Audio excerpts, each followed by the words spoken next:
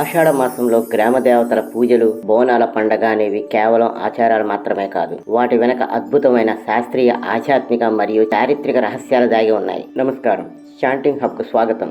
ఆషాఢ మాసం రాగానే పల్లెలు, పట్టణాలు తేడా లేకుండా మైకులు మారుమోగిపోతాయి. శివసత్తుల పూనకాలు, పోతురాజుల వీరంగాలు, నెత్తిన బోనాలతో కదిలే ముత్తైదువులు, ఎక్కడ చూసినా లష్కర్ బోనాలు గ్రామ దేవతల జాతరలు కనిపిస్తాయి.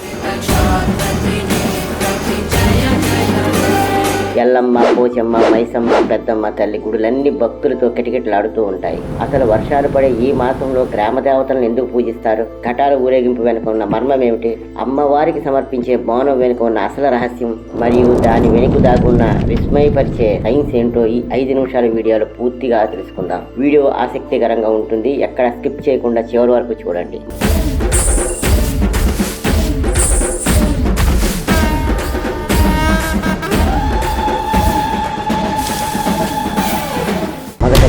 ఆషాఢ మాసంలోనే గ్రామ దేవతలను ఎందుకు పూజించాలో తెలుసుకుందాం. చారిత్రక ఆధారాల ప్రకారం 19వ శతాబ్దంలో హైదరాబాద్ మరియు చుట్టుపక్కల ప్రాంతాలలో ప్లేగ్ మహమ్మారి విపరీతంగా వ్యాపించి వేల మంది చనిపోయారు. అప్పుడు ప్రజలంతా కలిసి గ్రామ దేవత అయిన మహంకాళి అమ్మవారిని శరణం కోరగా అమ్మవారి దయ వల్ల ఆ వ్యాధి పూర్తిగా నశించింది. దానికి కృతజ్ఞతగా ప్రతి ఏటా ఆషాఢంలో ఈ పండుగ చేయడం ప్రారంభించారు. ఇక దీని వెనుక ఉన్న శాస్త్రీయ కారణాలన్నీ గమనిస్తే ఆషాఢం అంటే గ్రీష్మ ఋతువు ముగిసి వర్ష ఋతువు ప్రారంభమయ్యే కాలం.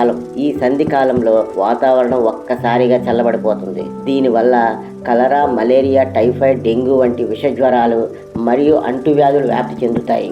గ్రామ సరిహద్దు దాటి వ్యాధులు రాకుండా ఉండటానికి ప్రజలందరినీ చల్లగా చూడమని ఆషాఢంలో గ్రామ దేవతలకు ప్రత్యేక పూజలు చేయడం ఆచారంగా మారింది.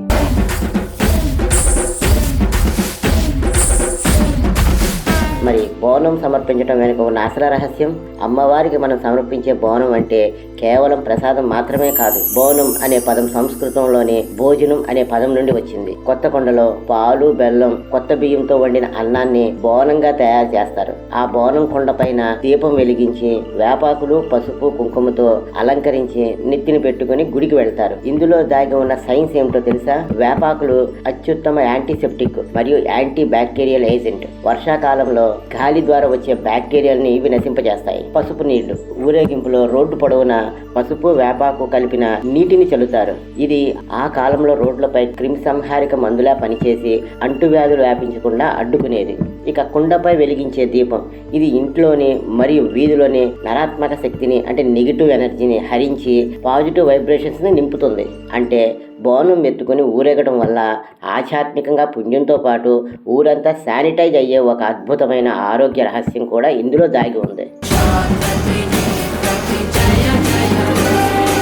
చూశారు కదా, మన సనాతన ధర్మంలో ప్రతి పండుగ వెనుక, ప్రతి సాంప్రదాయం వెనుక మన ఆరోగ్యాన్ని కాపాడే ఎన్నో అద్భుతాలు దాగి ఉన్నాయి. అమ్మవారు నమ్ముకున్న వారిని ఆ తల్లి ఎప్పటికీ నడి సముద్రంలో వదిలివేయదు. మనల్ని కంటికి రెప్పలా కాపాడే ఆ జగన్మాత పోచమ్మ, ఎల్లమ్మ, మహంకాళి అమ్మవార్ల ఆశీస్సులు మా కుటుంబంపై ఎల్లప్పుడూ చల్లగా ఉండాలని కోరుకుందాం.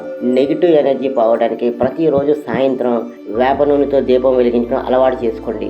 ఈ వీడియో నచ్చితే వెంటనే లైక్ చేయండి. బోనాల పండుగ వెనుక ఉన్న ఈ అద్భుత రహస్యాలను మీ స్నేహితులకు షేర్ చేయండి. ఇలాంటి మరిన్ని ఆసక్తికరమైన పురాణ రహస్యాల కోసం మా చాంటింగ్ హబ్ ఛానల్ని ఇప్పుడే సబ్స్క్రైబ్ చేసుకోండి. జై మహంకాళి, శరణ శరణ దేవి మహంకాళి శరణం.